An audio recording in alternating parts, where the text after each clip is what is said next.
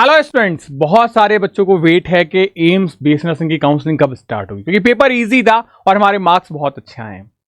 Counselling का इंतजार सबको है और सबसे बड़ी दिक्कत एक मेल मैं आपको दिखा रहा हूं। क्या है ये मेल, इस पे मैंने ऑलरेडी बताया था बच्चों को, बट मुझे लगा एक बहुत ज्यादा क्वारी आ रही है। और वो क्वारी क्या है कि भैया हमारे ईडब्ल्यूएस, हमारे ओबीसी एनसीएल सर्टिफिकेट 1 अप्रैल और 15 मई के बीच में नहीं है। सो व्हाट नेक्स्ट, हम क्या करें? सबसे पहली चीज मैं आपको एम्स की ऑफिशियल वेबसाइट पे लेके चल लेता हूं। एम्स की ऑफिशियल वेबसाइट पे एक अनाउंसमेंट आ रखी है, आप देखेंगे यहां पे। वो अनाउंसमेंट क्या है? Correction of address in a one examination centre of BSc paramedical entrance exam in August 2025। सबसे इंपॉर्टेंट चीज कि पैरामेडिकल का जो एग्जाम सेंटर है वो एक बदल दिया गया है। एक ही एग्जाम सेंटर बदल दिया गया है। कौन सा है मैं दिखा दे रहा हूं। बिहार के अंदर ये एग्जामिनेशन सेंटर है आपका। पहले जो है वो एग्जाम सेंटर का नाम था एबीआर एग्जाम इंडिया। कहां पे था ये? एड्रेस आपको दिया गया है यहां पे, पटना महिंद्रा शोरूम के पास में। लेकिन अब जो नया एग्जाम सेंटर है वो कहां है आपका? दीघा के अंदर है ये एग्जाम सेंटर, इसको शिफ्ट कर दिया गया है। तो ध्यान रखना, जिसका भी एग्जामिनेशन सेंटर ये है वो अब चेंज हो गया है। एग्जामिनेशन सेंटर का कोड चेंज नहीं हुआ है, ध्यान रखना, एग्जामिनेशन सेंटर चेंज हुआ है। बीएससी नर्सिंग में भी ऐसा हुआ था वेस्ट बंगाल के अंदर, और अब हुआ है हमारे बिहार के अंदर। तो इस चीज को ध्यान रखना, आप लोग एग्जामिनेशन से पहले इसको एक बार जरूर देख के जाइएगा। अब कुछ चीजें मैं आपके साथ शेयर करूंगा कि सबसे पहले काउंसलिंग कब होगी। काउंसलिंग का इंतजार सबको है। काउंसलिंग शुरू होने से पहले मैं कुछ चीजें आपको दिखाऊंगी। काउंसलिंग कब शुरू होगी? ये रिजल्ट था हमारा। ढंग से इस नोटिस को पढ़ना बेटा। पैरामेडिकल और बीएससी नर्सिंग की काउंसलिंग एक साथ होगी। रिजल्ट नोटिफिकेशन नंबर दे रखा है, बीएससी नर्सिंग एंट्रेंस एग्जामिनेशन अगस्त 2025 सेशन, अगस्त मंथ, जबकि यहां दिया गया है जून, 6 जून, तो अगस्त क्यों लिखा है? दूसरी चीज यहां पे देखो, पैरामेडिकल का आपको दिख जाएगा, इजीली आप पढ़ पाओगे यहां पे। There is a correction of address in a one examination centre for BSc nursing, BSc paramedical entrance examination for August 2025 session. क्योंकि अगस्त में इसकी काउंसलिंग स्टार्ट होगी, अगस्त में से लेके सितंबर एंडिंग तक इसको फिनिश करना है, देन फिर इसके नए सेशंस के एकेडमिक कैरिकुलम्स को स्टार्ट करना है।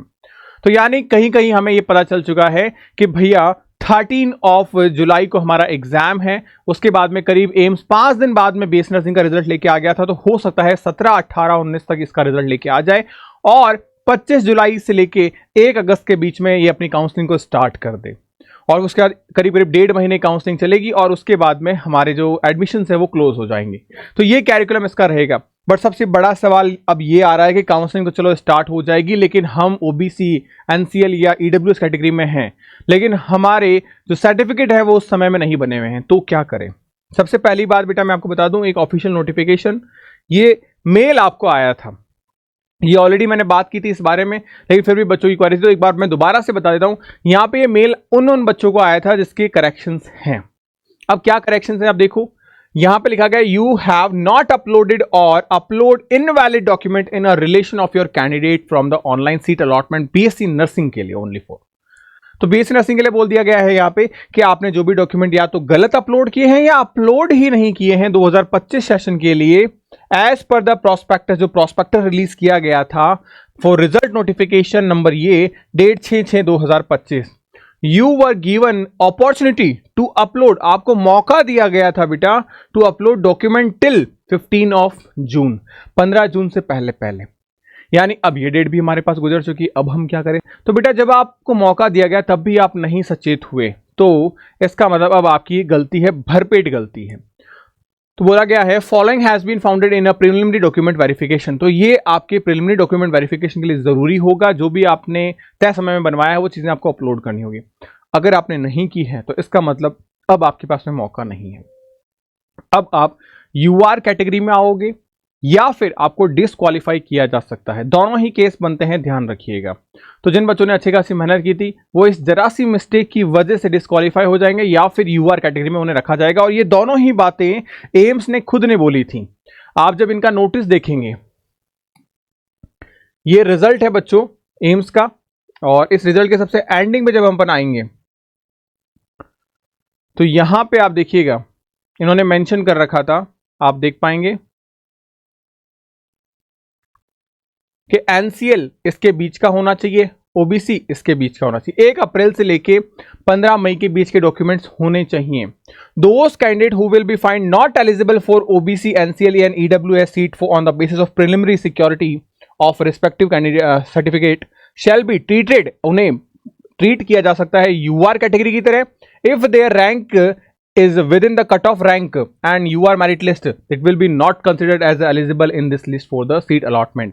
यानी कहने का मतलब उन्हें यूआर कैटेगरी में कंसिडर किया गया यदि इफ देयर रैंक, उनकी rank in with in the cut of rank, अगर उनकी रैंक कट ऑफ रैंक के अंदर आती है फॉर यूआर मेरिट लिस्ट के हिसाब से, तो ही उन्हें सीट मिलेगा, या और will be considered as not eligible for this list, या फिर उन्हें हटाया जा सकता है, नेग्लिजिबल किया जा सकता है, यानी डिस्कार्ड कर दिया जाएगा for the seat allotment of if rank is beyond the cut off UR merit list, अगर उनकी मेरिट लिस्ट से वो बाहर आते हैं।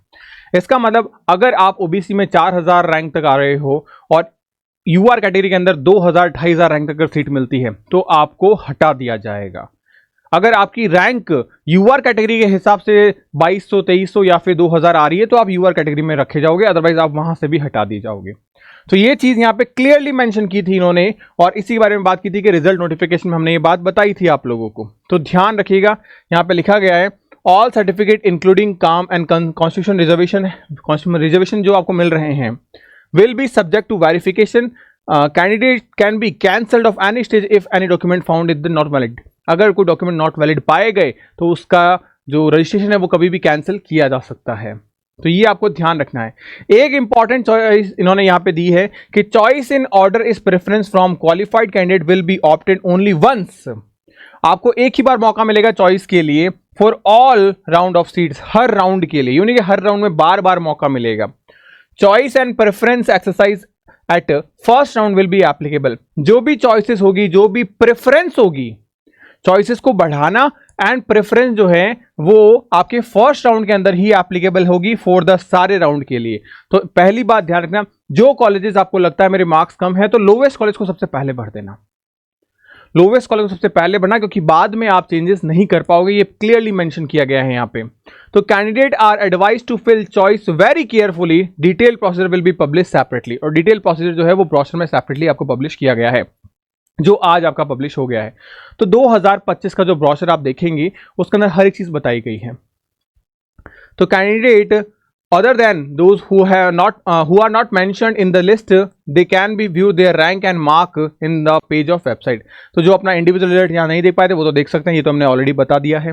तो इन चीजों का आपको ध्यान रखना है, क्योंकि अब आपको एक सवाल का जवाब मिल गया कि अगर हमारे डॉक्यूमेंट नहीं है सही तो क्या है, तो आप यूआर कैटेगरी में आओगे।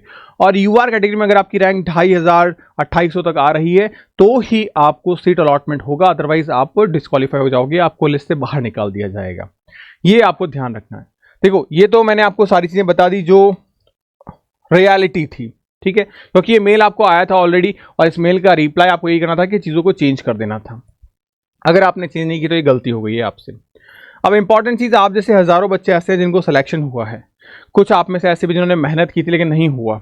अगर आपने 12th इसी साल दिया है तो आपके पास में अगेन मौका है, आप अपने भविष्य को बना सकते हो बहुत अच्छे तरीके से। और 2026 में और नए एम्स खुलेंगे, उनके अंदर सीटें बढ़ेगी, 100% बढ़ेगी।